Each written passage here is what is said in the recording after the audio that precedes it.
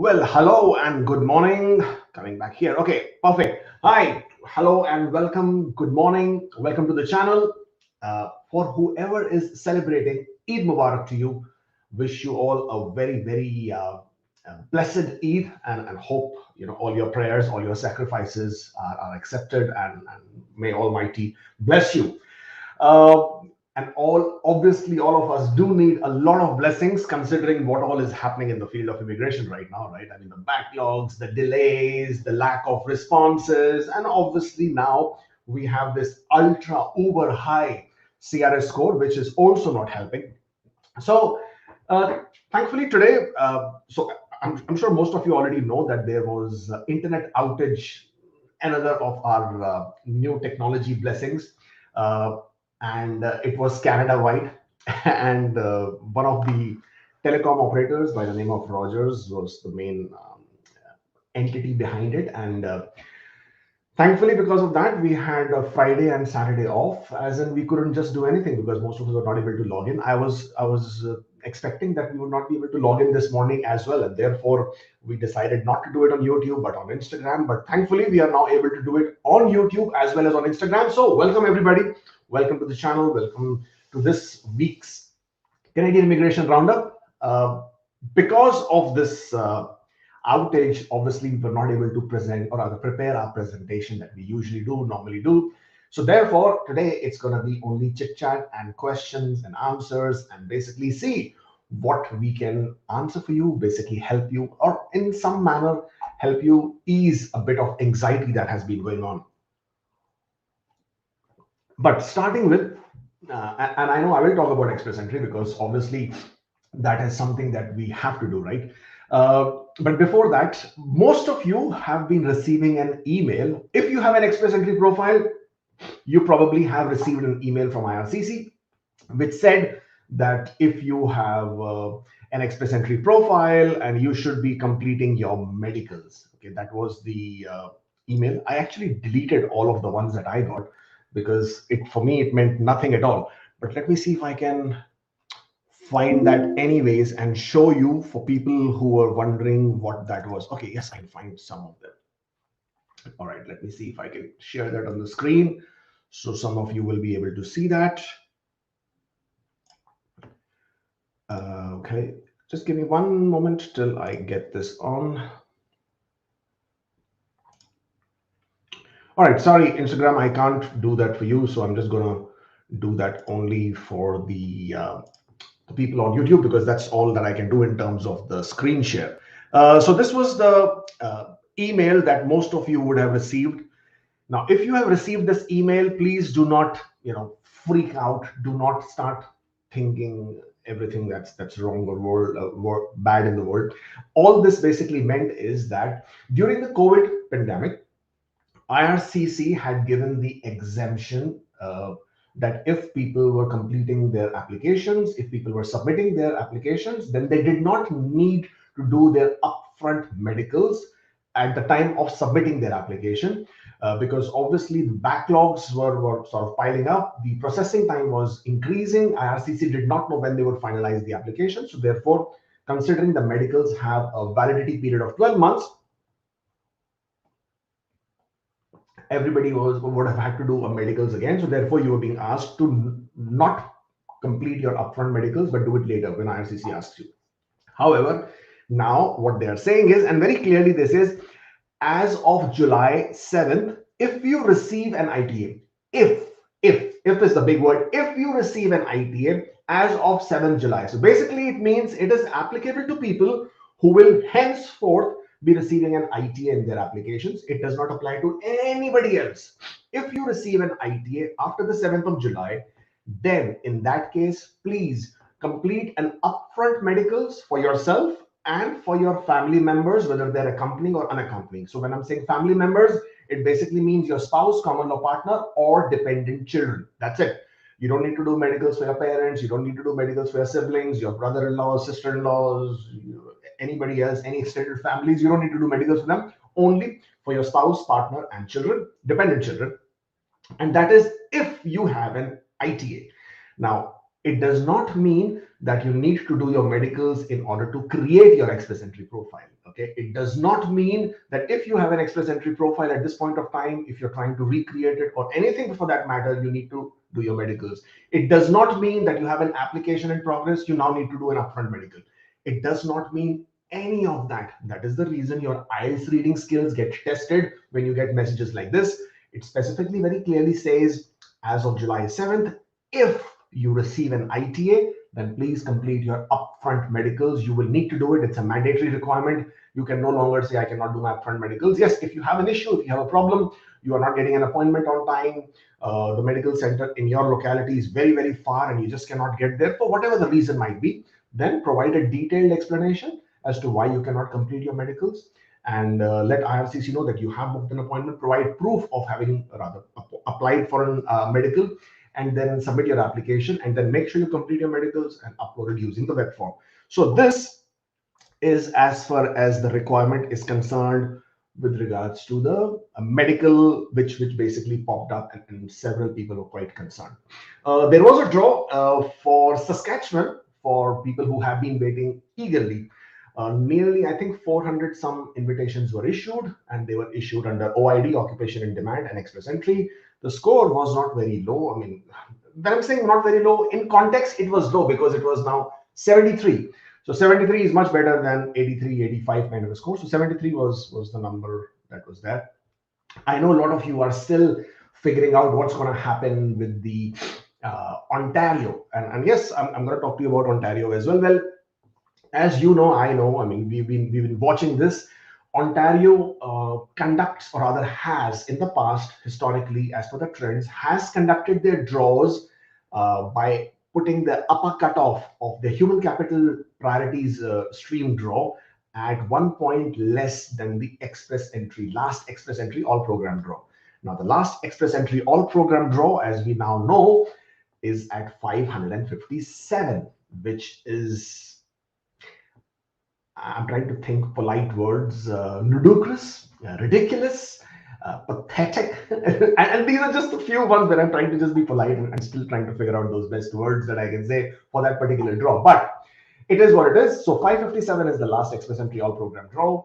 Ontario would usually try and peg their scores at 1 point less. So if at all Ontario does conduct their draws within the next 2 weeks, by the time the next express entry draw happens, the range is going to be at a very high level. So, I'm hoping Ontario does not conduct their draws at this point of time, because people are going to get more confused. Should they accept Ontario? Should they wait for the express entry kind of a thing? So I would rather Ontario wait for some time till the express entry draws are slightly lower than what this is, and then goes ahead and conducts a big draw and invites IT professionals and the tech draw as well as the general draw. So that would be something which will be interesting.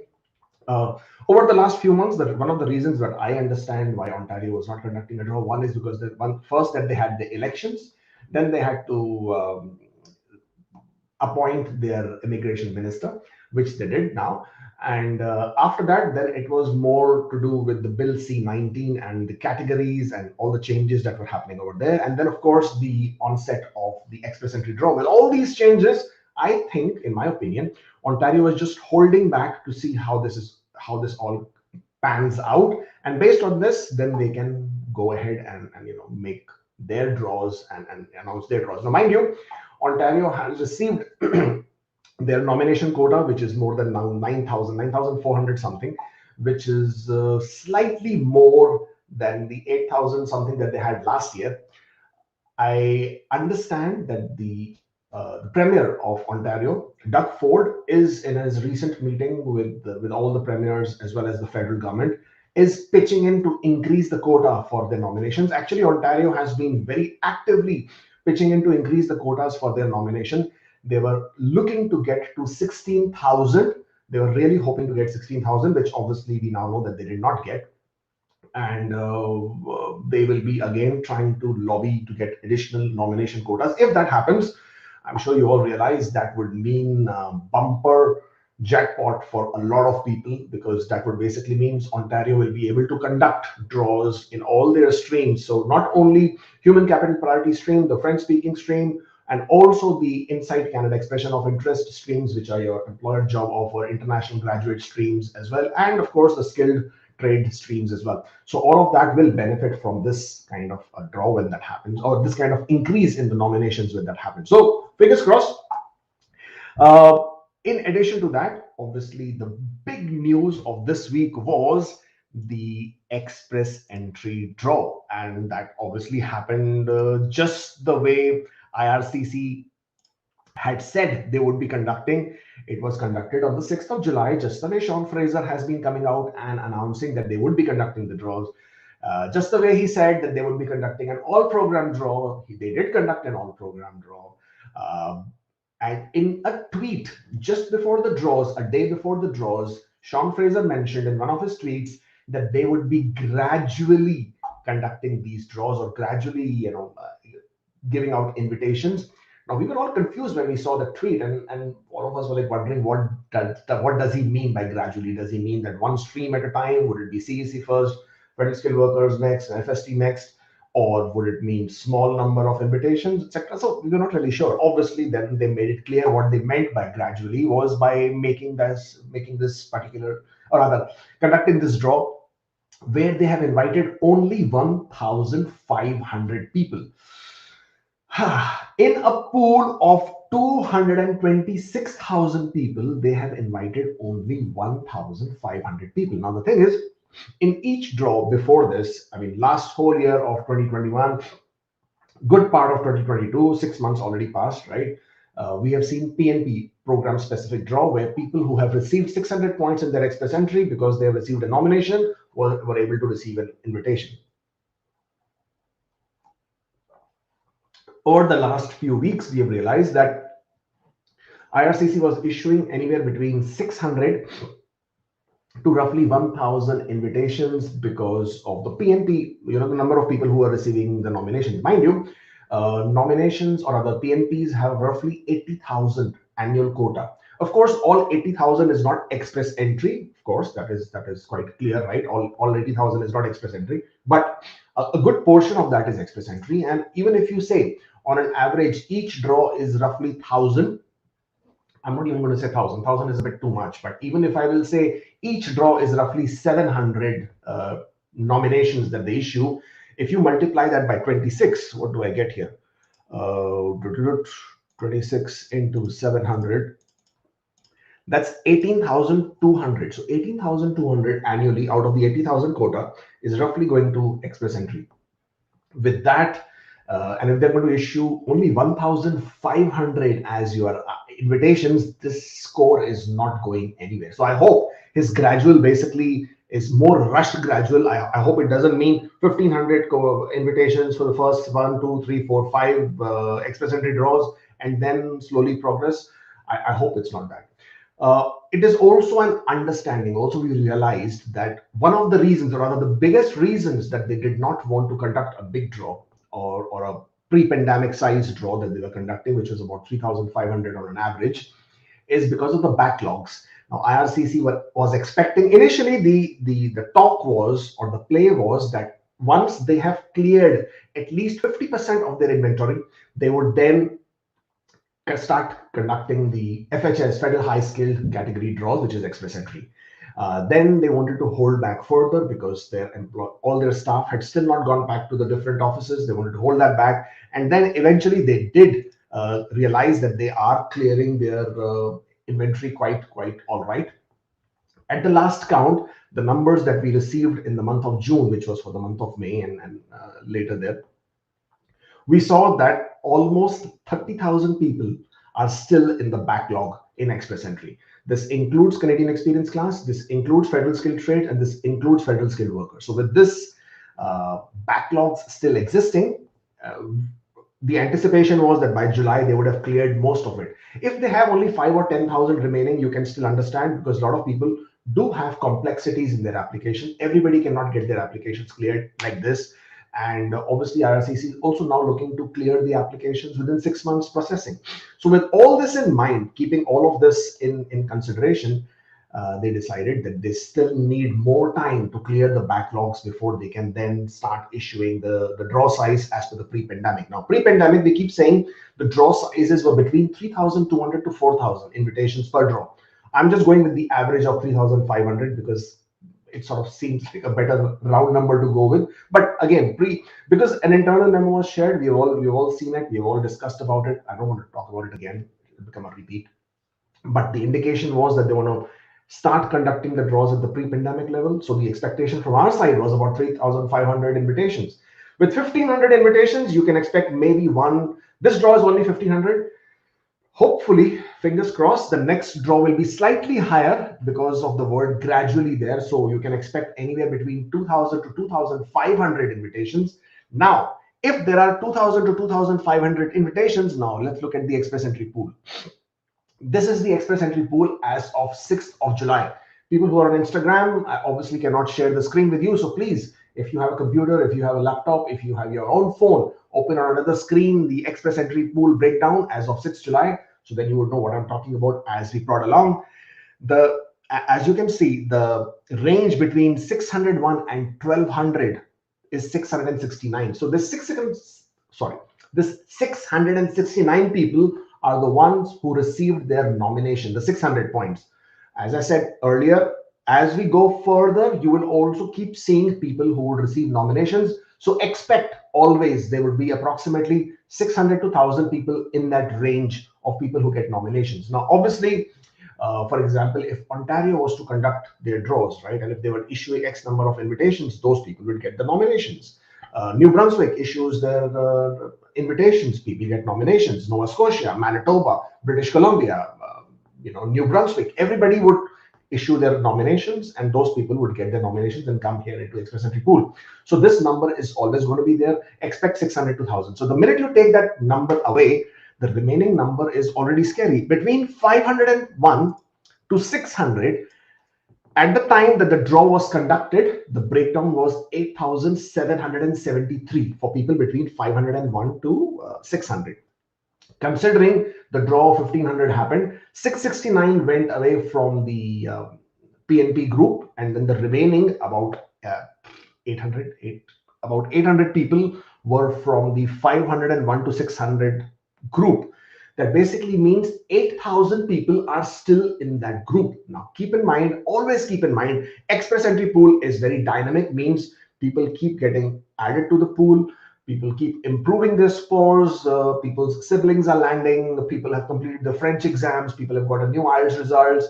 People who are inside Canada have completed their education. They have completed 1 year of work experience, 2 years of work experience, etc., etc. So many different variations, variety over there for people to improve and increase their score. So this number is dynamic. The number will keep adding or improving as we go. So the number which shows as which is now probably at 8,000 would by the next draw would also go up. So again, you're looking at a score, but mind you, now let me also give you this perspective. What is 557? Who gets 557? A lot of people are saying that this is only for PNP, where PNPs are already cleared. So another 800 people did get the express entry invitation. But these 557 and above, most of them are not CEC. There are a few CEC, of course, there will be a CEC. Because even for a Canadian experience class candidate, to get 557 is a real tall order, real tall task. It's not easy for them to get 557. So these people in the score of 557s, the number of people who have received that invitation, or the majority of them are the ones who have a job offer, a valid job offer with an LMIA.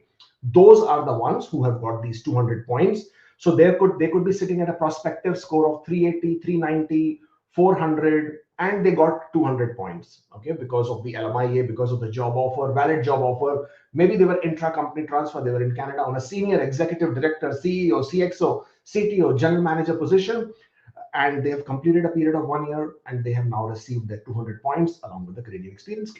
So these were the people. Now, when people are wondering how and where did these people come from, well, you have to also keep in mind for the last 1.5 years, the draws haven't taken place. And because the draws haven't taken place, all these people have been accumulated in that section, in that group of 550 and above. That is where these people are coming from. So, don't lose hope so quickly. 557 is not going to stay there because majority of them are already clear. So now you do not have them. But keep in mind, there are still a lot of people who have job offers, whether it's through LMIAs, intra-company transfers, or other work permits, which is LMIA exempt but gives them that points for job offer. So those would also be there in that 500 plus circuit, and they would obviously be receiving invitations. So if you're looking at 500 plus scores, you guys are safe. If any one of you out there has a score of 500, you know for a fact you're safe. Okay. In my opinion, Bill C-19, which is the other concern that people have, that is not coming anytime soon. Let's get rid of this. So if you're thinking that you even are sitting at a score of 500 plus and you may not get an invitation, I don't think that's going to happen. Everybody at 500 plus definitely is getting an invitation. It's the people who are below 500 who are now freaking out. Okay, with 500 plus, even if they keep conducting, let's say 3 or 4 draws of 1500, 2000 each, you would all get through anyways. Okay, I don't think it will be 1500 each for 6 draws. It would be at least going up to 200, 2000, 2500, hopefully gets up to 3000, 3500 kind of pre-pandemic levels. Hopefully we should see that soon, because once they get to that, the scores will obviously come down below 500 and then keep dropping as and how they issue more invitations per draw. It's the people in 470s who are really freaking out. It's those people who are really worried, concerned, thinking this year, is it going to happen? Is it not going to happen? Well, obviously, if IRCC, in my expectations, as we started, or rather before the draws happened, we were expecting roughly 45,000 invitations to be issued. It seems that that may not be the case at this point of time. Again, highly dependent on the fact of how many invitations IRCC continues to issue each draw. But this is all speculative. So if they will issue 45,000, for example, now they are issuing 1,500 and they still want to issue 45,000. What that basically will mean that there will come a time over this period of next 6 months, there will come a time when they will either do a back-to-back draw, or they might conduct a few draws which are heavy in their size, which I'm talking about maybe 5,000, 6,000 invitations kind of a thing, because they've done 6,000 before, right? So there is a high possibility. Also, IRCC does realize there are a lot of Canadian experience class candidates who are sitting in the express entry pool, who are, of course, largely affected because of this high CRS. I mean, trust me when I'm saying this, most CEC specific, most Canadian experience class are not going through if the scores remain 550 plus. Most of them. Very few of them will, but most of them are not going through with 550 plus. So the scores have to come down. The scores will come down, but will not at this point of time with this current state of affairs. It's not looking at 470s that easy, that soon, that quick. So therefore, the fingers crossed. Now I know Bill C-19 is also equally been a very hot topic of discussion for the last few weeks, months, days, and a lot of people are concerned. Well, to people who are concerned, I must tell you, please do not be concerned. On the contrary, don't think Bill C-19 is your enemy, or don't think of it as something which is a resistant force. Think of it as something which will be in your benefit. Yes, it will not be in everybody's benefit. I agree. It's not going to be that everybody will get benefit of it. But a lot of you who otherwise have zero chance in express entry. For example, if you're in scores of 300s, do you have a chance in express entry? No, you don't have a chance in it. If you're in the scores of low 400s, do you have a chance in express entry? No, you don't have a chance in express entry. I mean, it's futile even discussing about it. Okay, but with Bill C-19, what IRCC will plan to do, we all know it has been approved, right? So with Bill C-19 being approved, once it is implemented, these people would, rather IRCC would be able to create categories within the express entry pool and then pick and choose people based on their labor market demands, based on their requirements, based on their mandate letters, based on their priorities as they might have it. In that, what would happen is when they create categories, then the limited number of people within the pool, within those categories, even if their CRS score is low, will have a good chance of being invited. And that's where the benefit comes in. So please do not lose hope already. Please don't start thinking it's all doom and gloom for Canada and express entry. It's not. Okay. They will still invite more than 450,000 people this year, and then moving onwards next year, and then at some point of time we will get to a 500,000 figure as well with the way things are going. So immigration is not going to stop. It's not ending. Okay, not at least in the way I see it, any foreseeable future. Immigration is not going to go anywhere. The reason for that is without immigration, Canada will go into the negative population growth, which basically means it's not healthy for the Canadian economy as well. So therefore, in the big scheme of things, Canadian immigration is not going to stop. But if you are one of those people who think that this is ending for you, then I guess then you either, if you cannot put in the effort, you cannot wait. If you think you are in one of those occupations which might not be called in the categories, well then don't waste your time with Canada. Look for other options. I mean, I'm not going to promote only Canada as such. I mean, I can't talk about any other country because I do not practice any other immigration. I do not practice any other country's laws, so I have absolutely no understanding of them. But from my understanding, Denmark, Germany, UK, Finland, Australia, New Zealand, of course, and to some degrees for some people, US, very far stretch, but maybe possible for some people. So look at these options. If that at all, at any level works for you, then don't wait for Canada. Absolutely grab it, take it, go for it. Don't think too much about it. So those is as far as the options are concerned. Now PNPs. Now I need to sort of give a very brief mention about PNPs as well. With IRCC going the category-based draws and the way they would conduct the categories, and they would sort of identify people from specific categories, it also means that PNPs would have to realign their draws. They would have to realign how they conduct their programs, how they will invite people, who they will invite from the pool that is available. At the end of the day, the reason why provinces invite people or give them nominations is because they want those people to come and live in their province. If everybody is going to go through the federal immigration way, then they will all basically go to Toronto or Vancouver or Montreal in some cases, Calgary, Edmonton, and that's it. Nobody wants to go to Nova Scotia. Nobody wants to go to Newfoundland and Labrador. Nobody wants to go to Alberta. Nobody wants to go to Manitoba or Saskatchewan.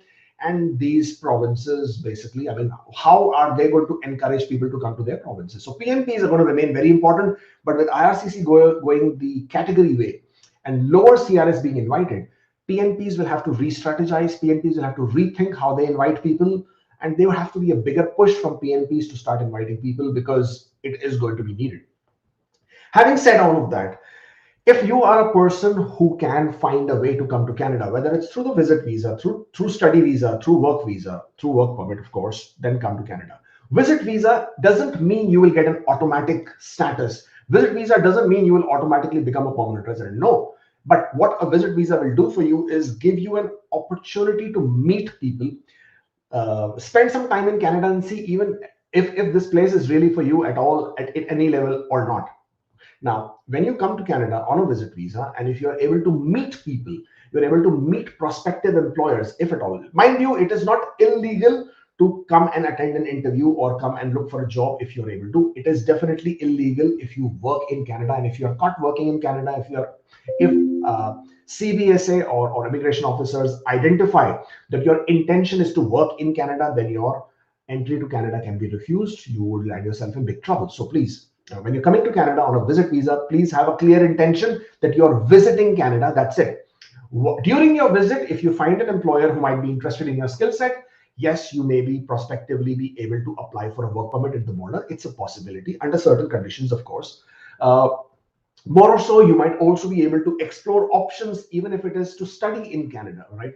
You maybe, when you're on a visit visa, you can study in Canada for a program which is 6 months or less in its duration and its term. And if that program is a prerequisite to a longer duration of program, then after completing that 6 months or less program, you will be eligible, or rather you may be eligible to apply for the long duration of the study permit program, which has a high approval or a success rate.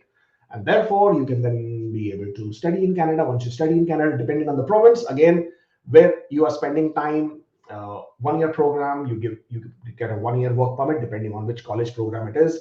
If it's a 2 year program that you're studying, you'll get a 3 year work permit. And with this in combination, will create more pathways for you through the provincial nominee program, and in some cases could also be through the express entry or the regular federal programs. Now, mind you, IRCC, as Sean Fraser has said, is also looking to develop a new permanent program. It's not TR to PR. People keep confusing this. So yes, in a way, in technicality, if you want to pronounce it, it is TR to PR, because it will make it will give an option to people who are temporary residents to become permanent residents. So in that aspect, if you want to call it peer to peer, fair enough. But it will have nothing to do with what peer to peer program was in 2021, as in almost every international student who has completed their education could apply for PR. Almost most people who were in specific occupations could apply for PR. So it's not going to be in that look or in that view of things. But Sean Fraser, as he mentioned, they are looking to design, develop a new program which is meant only for people who are inside Canada, and it would give them a permanent pathway. So it is not going to be a temporary which will open and close in certain period of time. It will be a permanent pathway. So even before you come to Canada, you would know that if you comply with this, and this requirement or regulation or criteria under that particular program, you will be able to apply for permanent residence. My only concern is, where are they going to find the spot or slots or place for this new quota for this program within the immigration levels plan? That is the concern. That is the question mark, because if they create a new program, means they need to assign some quota to that, right? Some places to that. Already last year, or rather, because of the TR to PR, they issued they accepted 90,000 applications. Then there was the Afghan refugee issue where they wanted to bring in 40,000 people. So in order to accommodate these people, they had to cut down on the express entry numbers, right? So where would the new program be, adjusting itself? So that is another question. But coming back to what we were talking about, if you can come to Canada, so visit visa we already discussed. If you can come to Canada on a study visa, study permit. So as I said, one of the biggest benefit is that they're coming up with a new permanent solutions, permanent program, which if you are in Canada, will give you an option to apply for PR. As an international student, depending on the province you're studying in, you may be able to apply directly after you complete your studies, depending on the program that you complete. Okay. For example, you have some programs in Newfoundland and Labrador. You have programs in British Columbia. You have programs in Ontario. Master's program, PhD program. If you complete these programs, even if you do not have the work experience, you will be eligible. You may be eligible to apply for nomination, and from there on, be a permanent resident. So a lot of options open. Of course, if you come to Canada on a work permit, if you are able to get a job offer, then automatically there are several doors that open up, whether it's through the permanent, whether it's through the PNP programs or through the express entry with the LMIA 50 points. Plenty of options to look at, but not easy. Most of them are not easy. And the reason they are not easy is because of you guys, all right? It's you guys, but that's not easy. And the reason why I'm pointing towards you and saying you guys is because you have created the demand. So don't blame Canada for it, because Canada just said, I want 400,000 people. But when they want 400,000 people and there are more than 1 million people who want to come to Canada, automatically the demand and supply creates a bigger problem for you guys. Okay, because of the higher demand, you guys are creating the competition. So you are now amongst yourself are now vying for the same spot, and the competition is amongst you guys. As far as Canada is concerned, they're sitting pretty. They get to choose the best profiles they wish to choose for their priority, for their interest, and they will continue to do that. So the numbers, the scores will remain high for as long as there are more people in the express entry pool. If there are less people in the express entry pool, for example, in 2017, there were only 42,000 in the express entry pool. The scores went down to 413. Okay, so it was possible then. Can the scores go down to 413 now? Absolutely not. Not happening. No way. So this is what you need to look at. For people who are Canadian experience class, I know there are so many who are all getting worried. Start looking for options, guys. Don't expect a CEC specific draw. It happened last year again because there were different priorities. There was different requirements. As it is being a Canadian experience class, you are getting additional points. It's not like you don't have a benefit. It's not like you're not getting any advantage. You are getting advantage. You get more points for Canadian education. You get more points for Canadian experience, and therefore you have an advantage over federal skilled worker class, right? So just because you are in Canada, you're paying taxes, which you sort of claim as a way that you should be given the advantage. You are being given the advantage. Now make good use of it, whether it's through the PNPs, whether it's finding a job offer, whether it's identifying which program is most suitable for you. If you have to move to a different province, move. Will there be a CEC specific draw? I don't know. At this point of time, we don't know which way IRCC is going to deviate and go into different programs or not. At this point of time, it's very difficult to say whether there will be a CEC specific draw or not. I don't think so. And the reason for that is because they have been holding back on all program draws for such a long time that it's created a lot of pressure. So at some point of time, there would be a category-based draw. So when they do conduct a category-based draw, In that, they may also identify one category to be of Canadian experience class, specific, separate category. But within the Canadian experience class, they might then go out and seek specific occupations. Again, at the end of the day, it's Canada will always look to fulfill its own interest. Okay, so and that's what they will be going with. So while there might be a CEC specific draw, in my opinion, in my expectation, I think it might be a CEC occupation specific once the Bill C-19 is implemented and they go the category based. But if before that CEC draw happens, it would be great to see some of those happening as well, because I know just the way FSW was waiting for a very long time, CEC also since 14th of September has been waiting for a draw. Now, before I start taking questions, one last thing that I want to talk to you about is the postgraduate work permit extensions. Yes, I know a lot of you have been waiting eagerly as to what is happening with that. I know a lot of you have got out of status. A lot of you are like absolutely losing jobs. Some of you even leaving Canada. Don't leave Canada. If you leave Canada, then you will not be eligible to apply for postgraduate work permit extensions. This is the biggest thing that you must understand. And I am talking based on the fact of the previous public policies that have been issued. The advantage, or in this case, the relief is always given to those people who are still in Canada.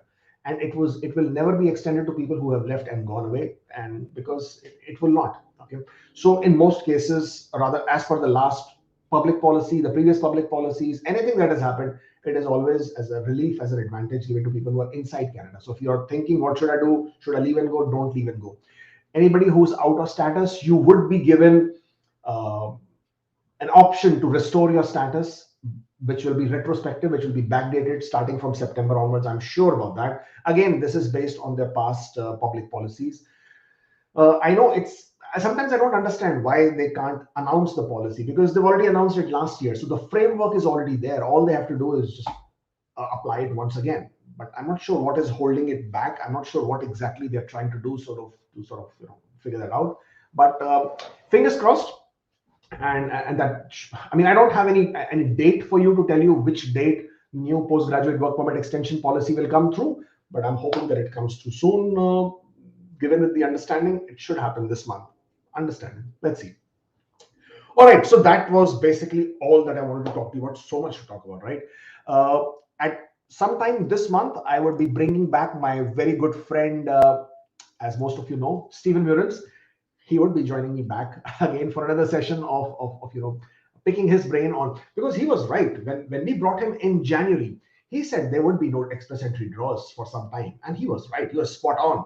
A lot of you did not like what he said, but he was spot on. So I'm bringing him back on, sort of to pick his brain to understand how does express entry look like from here on for the next 6 months. So let's see what he has to say. I will be announcing the date soon. So if you are not following us on Instagram or on YouTube, then click on that subscribe button, smash this like button as well, so that the video gets out to more and more people. That's one. Number two, I forgot. Yeah, I forgot. All right. So until I think of what I was trying to say earlier, we will start taking some questions so we can see what you have. Somebody's asking me, CRS score of 410, can you share your views? Well, there is nothing to share. 410 express entry, I give it no chance at all. If you are at 410, heck, not 410, anything below 460, if you're sitting at that score, start looking for other options. I mean, why are you waiting? What are you waiting for under 460? 460 has not been a chance in express entry for a very long time. At this point of time, looking at the way the pool breakdown is, there is no chance that 460 can get drawn. And I'm talking about the all program draws. I'm talking about federal skilled worker. Canadian experience class, maybe, maybe not, depending on how they play it out in the near future. Would it go the category based way? I would expect so. But if you're a federal skilled worker with a score of 460 below, well, look at other options. Well, not only 460, anybody at 470 below in federal skilled worker, you should be looking at other options. When I'm saying other options, improve your IELTS scores, get French if you can, come to Canada on a study if you can. If you have a sibling, then wait for your sibling to get there. If you can improve your own existing IELTS scores, then do it. Anything less than that is going to be very, very difficult. A lot of you asking if Ontario will be starting soon. In my opinion, yes, it absolutely will conduct a draw soon. When is something which I can't tell you. I don't know. As I said earlier when we were discussing, there should be a possibility that they would wait probably for 1 or 2 more draws, because they would want to see how low the scores go before they start pegging their scores there. Now, for other people who are asking me about the chances between, I can see a lot of people, anybody who's above 500, I mean, there's no point of asking me, because that's not even a question. I know for a fact 500 plus would definitely get through. May not get through in the first draw, second draw from now on, but eventually we'll get through. Maybe 3 to 4 draws. You should clear out. You should not have a problem. 480s, 490s. Yeah, I mean, obviously somebody saying, notice that I'm not talking about scores in general. Obviously, I'm not. I mean, do you want me to tell you about 499, then 498, then 497, then 4? I mean, it doesn't make sense, right? I mean, I wish I had the inside information of exact score. I can't. There is no way for me to know, right? I'm just giving you based on the way the data trends look like historically, and in going forward as to which way they can speculate. So yeah, 500 plus definitely going through. 480 plus, so 480, 482, 483, 485, 490, 494, 95, 496, whatever the scores might be. 480 plus also have a great chance. And I'm saying this on the basis that I expect 45,000 invitations, and I also expect that they would go back to the pre-pandemic levels. So now when they go back to the pre-pandemic levels of the invitations, because he said gradually, he did not say that we will keep the draws low. That would have been the way to sort of say that. But he said they would be going to increase the scores gradually, or sorry, they would conduct the draws gradually and get into the express entry. So I'm expecting the first draws happen at 1,500. The following draw may happen at 15, 1,800, 2,000, 2,500, which will keep bringing the scores lower and lower as we move along. So 500 plus going through. 480 plus also, as far as I'm concerned, as far as I look at it, as far as my opinion, my speculation is concerned, I think you guys are fine. Just a matter of time. It might not happen next month. It might happen probably September, probably October. Again, highly dependent on how many draws per invitation gets issued and when they start getting to the pre-pandemic levels. Mind you, I also said that when they have started with a small draw size, at some point of time, they will come with a bigger draw size, maybe 4,000, 5,000 kind of the one. And that is something which we would be really, really looking at. Okay, most of the questions here on YouTube also are of a similar type. Chances. Yeah. So, okay, chances. Now, I am not going to take an individual score, individual knock code and give you a chance. It's not for me to tell you. It's for you to sort of do a bit of basic research. And honestly, I wouldn't know individual score, individual knock code. What are the chances? What is going to happen with that specifically? Okay. Let's look at more generic questions if there are any. Okay, let's say this one. Does Ontario issue human capital nominations to the same NOCs, or do they keep adding, deleting some NOCs as per the requirement? Good question. Now, Ontario, until a couple of years back, were fixed with the NOCs. So when they conducted their generic draw, when they conducted their priority occupations draw, they only invited a set of, I think, 7 or 8 NOCs in every single draw. After that, and with the tech draw, with the IT specific tech draw, they always only invite 6 NOC codes that they have identified. But in their priority occupations draw, what they have done over the last 2 years or so, they have started changing the occupations. So they do not stick with the same occupation anymore. Depending on the labor market priorities, depending on the requirement of different NOCs within the province, they will change those occupations. And there is no way to say anymore which occupations Ontario will be inviting in their general draw or in their priority occupation draw. As I said, it all depends on what their labor market priorities is and what they have defined as their in-demand professions. All right, for a spousal sponsorship application, what do you recommend, paper-based or online? Well, in my opinion, and the applications that I handle, I always apply paper-based, and there are a couple of reasons for it. Online, I feel, is still a glitchy system. I don't like the online system yet because there are too many glitches. There is too much of ambiguity. In one form, they say don't sign it because it's an electronic form. Somewhere it says sign this form number, that form number, which is the same one which they said don't sign it. confusion, that lack of clarity is one reason why I don't like the online portal at this point of time. Second thing is that there is a size restriction, file size restriction when you are submitting applications on an online portal. So with that, it basically means I will have to compress a lot of documents, merge a lot of documents, more work, and sometimes paper quality, the scan quality gets blurred, number one. Number two, I cannot add as many documents I would have liked to in the application which is online, and therefore I prefer the paper-based application. And also because there is no difference whatsoever within the processing time. On the contrary, I realize my paper applications are getting processed faster than my online application. So I personally, in my opinion, prefer to go with the paper application. I am in Canada working on a NOC-A job on postgraduate work permit. Is there any way to get an LMIA for my current job to claim those 50 points? Thanks for taking my question. Well, if your employer, so this is a very common question for people who are in Canada who are on a postgraduate work permit. Firstly, they say, well, I am working, I have a job offer. Can I get 50 points for it? Well, the answer is no, you cannot.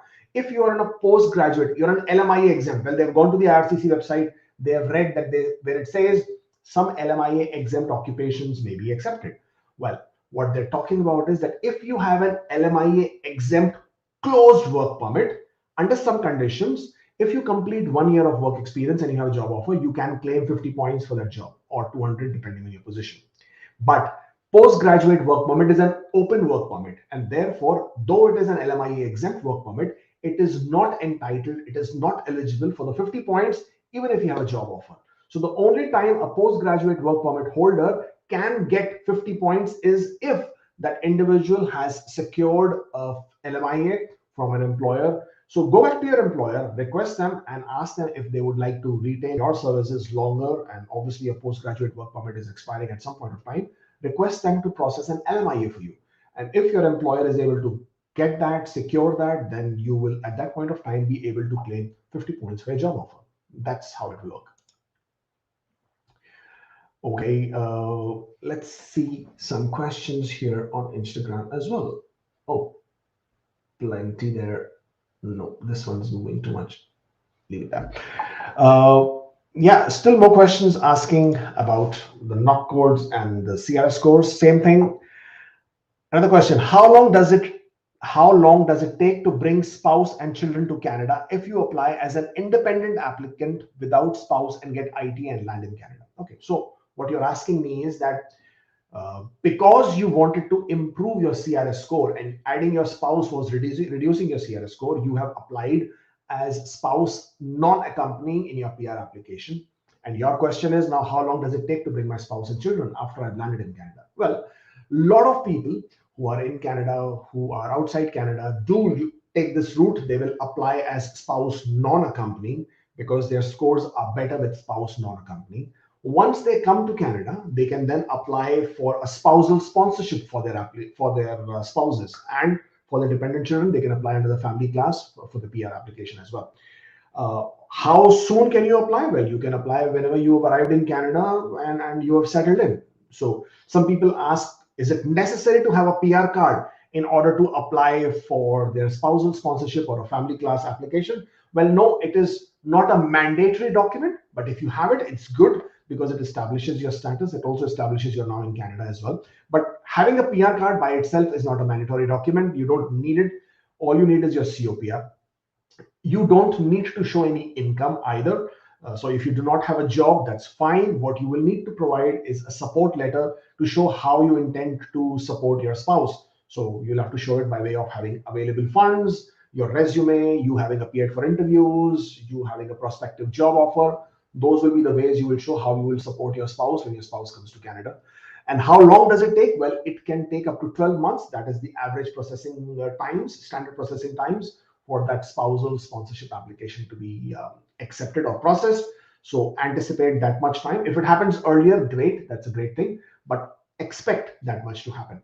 However, now there's another situation. If your spouse can obtain, or if your spouse can get a visit visa, then in that case, your spouse can come to Canada earlier. And instead of applying for an outline spousal sponsorship, you can apply for an inline spousal sponsorship. whereby you will also be eligible to apply for your spouse's open work permit based on the inland spousal sponsorship application. So that way, a spouse can be in Canada, have a work permit, start working while your spousal PR application is in progress. So both the options are open to you. Choose as is appropriate.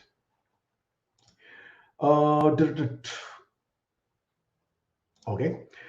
I have LMIA approved job offer and waiting for a notification of interest from Alberta. Total score is 351. Is there any chance soon? Well, if you have an LMIA job offer in Alberta, then the chances are that you will receive, or rather you should receive, a notification of interest from Alberta. But it also depends largely on which NOC code did you get your LMIA in, because there are certain occupations that Alberta is choosing to not invite as frequently as others because they already have a lot of applications for that specific NOC code.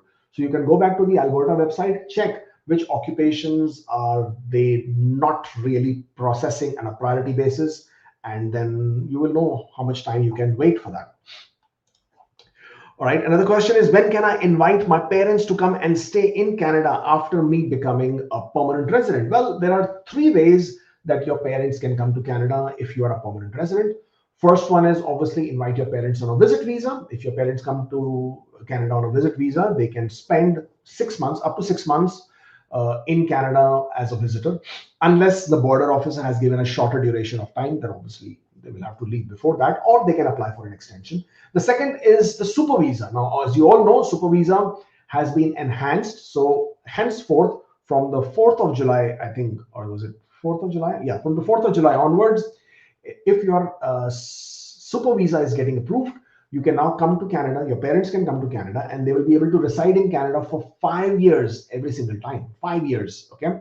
And at the end of the 5-year period, if they want to extend their period of stay, they can get an extension of 2 years. So 7 years cumulative there. Not only that, every single trip that they come to Canada, they can be in Canada for 5 years. Now, this also applies to people who already have the existing super visa. In your case, if the parents are already in Canada, they can only be in Canada for the period that was given to them in their original entry. But if they leave Canada and come back on the next visit, then they can be in Canada for 5 years. So that's a good one. And the third option would be, but mind you, on a super visa, your parents cannot work. So it's still a visit visa. It's still a temporary residence visa. Your parents cannot work at all. And the third one is the parents, grandparents PR application. That is under the last, or rather, as per the last understanding of the program, it is still a lottery-based draw. So once you have eligible income for at least 3 years in Canada, you will then be able to enter the lottery for the parents, grandparents. And if you do get picked up, your name gets picked up, your parents' name gets picked up, then you will be able to apply for their permanent residence. And these are the three ways that your parents can come to Canada and they can be with you after you become permanent resident. All right, just taking the last couple of questions before we log out. Zishan says, thank you for your timely updates. Please update the what's the update on tourist visa on TRB application time from UAE? Well, if you're going to ask me for a specific processing times for a specific application, please go to the IRCC website, check on the processing times for the individual application type from the country that you have submitted or you're planning to submit your application from. Divan Farouk says, I've applied for a work permit with a job offer of a postdoctoral fellow from the University of Saskatchewan. Can I use the same job offer to claim the CRS course? No, you will need to get a new job offer from your employer, and that should very clearly indicate that this job offer is valid for 1 year after you become a permanent resident. That specific clause is required in your job offer for you to be able to claim points for that valid job offer. All right. Ajit Kumar, thank you. After getting PNP, we need to submit same documents in Express Entry. I have submitted 4-year experience in PNP, but I plan to submit 2 years in Express Entry. Well, as far as PNP is concerned, if you have submitted documents in PNP, that was for PNP processing. When you apply for your application in Express Entry, which is after you getting 600 points, you have to maintain your eligibility. That is the most important criteria. CRS score no longer matters as much because you've got 600 points from the province for the nomination. But what matters the most is your eligibility. So if by providing only 2 months of work experience documents, your eligibility is still intact, you're still eligible with 67 points or more, then yes, you can do that. If not, then my recommendation would be to make sure that you provide enough work experience documents to establish your eligibility. All right, last question before I log out. Okay, Ajit Kumar, nothing there. Ankita, do you think the next draw would be in 1 to 2 weeks? What would be the likely score, all program or CEC specific? Well, this is something which we have been speaking about a lot earlier in the video. I recommend that you watch the video from the beginning. I anticipate the draws to continue bi-weekly after every 2 weeks.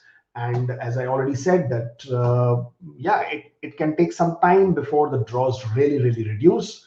As Sean Fraser very clearly said, that they will gradually be conducting these draws, so the anticipation is the draw size will remain small.